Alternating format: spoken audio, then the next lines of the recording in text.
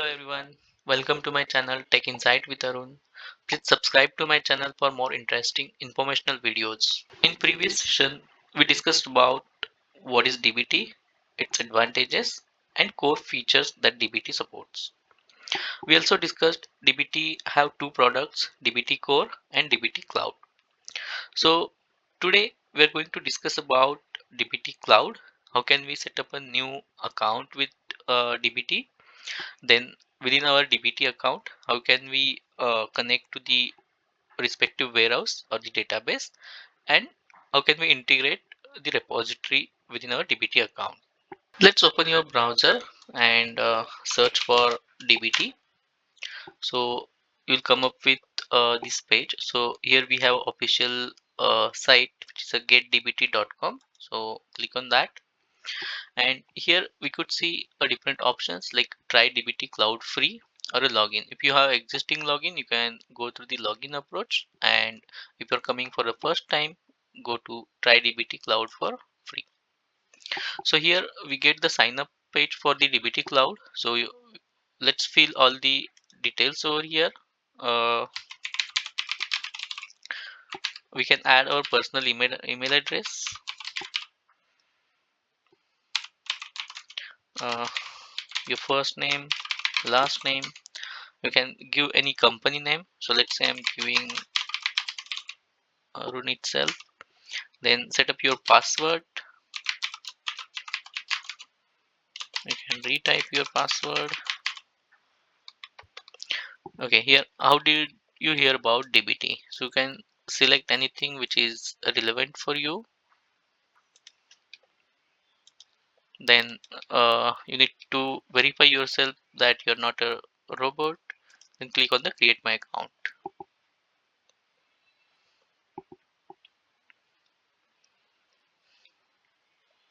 Okay, now it is saying that this have sent email to our email address that we have mentioned. So let us quickly verify if we have the email there. This is the email that we have received from DBT. So let's click to verify our email address. Okay, so this we can skip for now, and it is asking for us to complete the project setup. So the name of the project, the initial, it have given the analytics, and then we have to do the configuration for our development environment. So here it is asking for the connection with the data warehouse. So let's click on the add connection. So now it is asking us for adding a new connection with your data warehouse. So it is supporting Snowflake, PostgreSQL, BigQuery, Redshift, Databricks, Teradata, Athena. So whichever use case suits for you, click on the respective data warehouse. So for now here for today's demonstration, we will use the Snowflake database. So let's click on this Snowflake database. Then here we have to enter few settings related to the Snowflake database.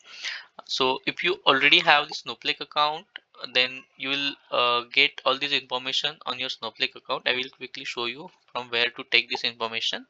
And if you don't have account on your Snowflake, so let's create a new account. And for creating a new account, I already have created a video for the same. The link is given in the description. You can follow that and create a new account for yourself. So if you already have the account, or if you have created a new account, so let's go to your Snowflake account. So for example, here I already have logged into my Snowflake account. So you can click here on the user icon at the bottom side and go to your account. And here we can say this account is created in the central India, Pune, and the username is Arun Kopre. And here we have the account number and the link for your account. So we can copy this URL. Let's say we put uh, this here. Now let's repeat this step to ensure we are taking it from the right account. So let's copy this URL again, put it here.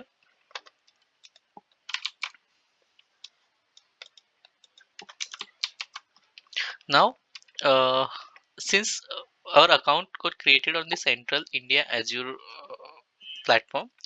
So to take the link, just exclude the HTTPS and the Snowflake computing part and copy the remaining string. Okay, here in the account section, you need to give this account. Then you need to mention your database. So I have created a database called demo within the Snowflake. I can quickly show you. So okay, we have two databases here, demo and demo one. You can give any of them. So let's say I'm giving demo one, and then warehouse we need to select. So let's quickly see which warehouse we could use. So here we are using the extra small warehouse. So name of the warehouse is compute underscore wh. So let's add that compute underscore wh. This role is optional, so you can skip that for now and just save the details.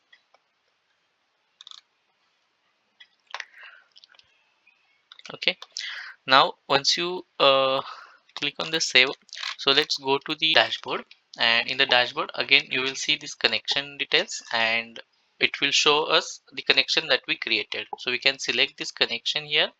So once we selected the connection, it is asking for a development credentials. So username, you can add the Snowflake username here. So if you don't know what is your Snowflake username, you can go to Snowflake and you can query select current underscore user. So you can select here demo one, your schema, and then you can run this query. So this will give you the current username, Arun Khopde. So let me add the username here. You can set your password. Then the schema name. So schema name, again you have to select this schema, demo one schema.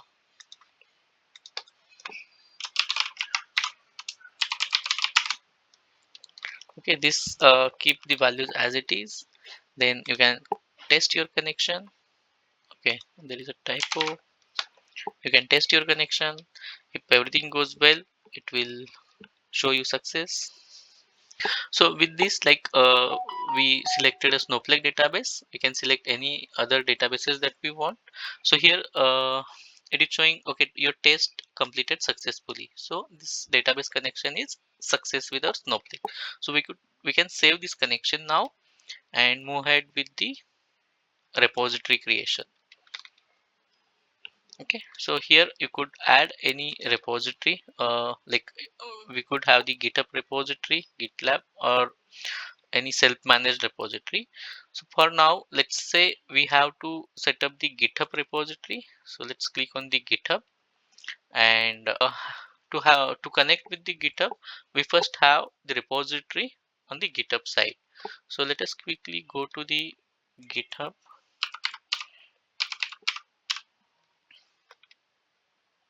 Okay, this is the official website for the github.com. Let's go there, and here we could see if you already have the account, you can sign in. If you do not have the account, let's click on the sign up. You can enter your email address here, click on continue. You can set your password.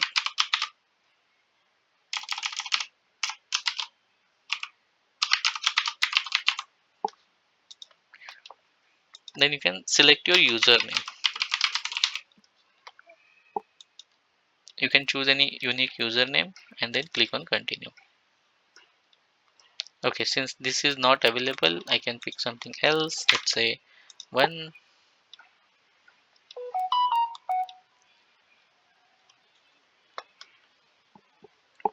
Okay, so I think for the verification purpose, we need to solve some puzzles. So let's see.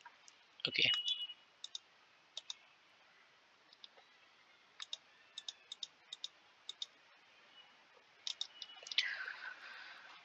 Okay, so verification is done. Now we'll be receiving one code on our email. Okay, it is 40878658. Okay, once you submit, you'll come up on this page. So you log in again with the username and password. So my username was Arun1 and enter your password and sign in to your GitHub account. Now here couple of steps are there, you need to specify what type of account you want. So if you are a student, if you are a developer, you can select accordingly and select your team size, or if you are using alone, you can just select just me. Okay, now we need to select two things for which we will be using this repository. So we can have the start up a new project. We could also use the GitHub Copilot. Okay, now it is asking us for the exact account, so we could use the current free account as of now. So click on the continue to free.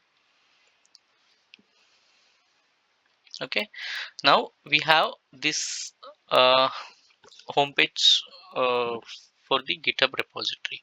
So now let's create one new repository, clicking on the create. So select as a test or test1, anything, and keep this as a public so that it would be accessible from our DBT account. And then keep these settings at a default and click on the create repository. Okay, now since our repository got created, so let us see how to integrate that with DBT. Okay, now on the previous page, let's click on connect GitHub account. Okay, then it is asking to authorize to DBT Cloud, so we could authorize that.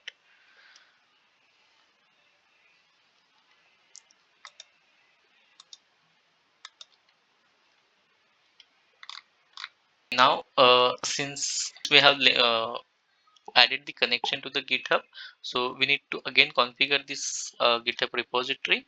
So again, click on GitHub and configure GitHub integration. So here, it is asking us to for permission to read permission and the read and write access checks. So we can click on the install. So it will be integrated with our DBT account. Okay, now this step uh, are completed. Now let's again go to the settings and verify if everything is fine. So we can see GitHub repository is added here.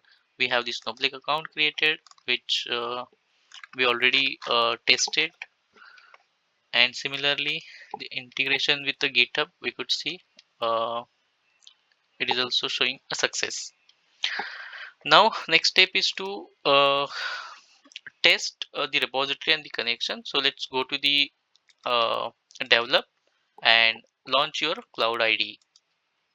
It will prepare your IDE, cloud IDE, by adding all the packages and the required files. So it will take some time to finish this process. So once this process finish, we'll see this pop-up. So we can just click on no thanks, and then we'll have this very first view on your DBT. So we can now let's create new SQL file here. So click on the create new file. So we'll have this first file created, and also we need to do the initial DBT project setup. So click on this DBT project setup. So it will create all the required required folders here and the files. So we can see the within the test it have created the analyzes, macros and the model files, and also our project dbt project.yaml file is also created here. So all these file details and everything we will cover up in the next session. So now let us quickly see if uh, we are able to connect to Snowflake using dbt by the commands. So let's see which database and which schema we are connected via dbt. So select current database, comma uh, current schema. Okay, as soon as we execute this, so to see the result, we can go here in the result, and yeah, here we could see the current database is demo1 and current schema is our demo1 schema. So we are successfully able to connect to our Snowflake database. We also integrated our GitHub repository into DBT account. So now from the setup perspective, we're done with all the setup. So in the upcoming videos, we'll cover like how can we create different models, how can we test those models, and all the file structures in details. Now one more thing, so when we like initially launch our cloud id, right, sometime it get fail or it is not successfully launching, so we can retry it. So it will get success. Even similar thing while integrating your GitHub repository, again if it is not success, you can give a retry or you can update the configuration for that, then it will get success. I hope you like this video. Please do remember to like, share and subscribe to my channel. Thank you so much for being till here.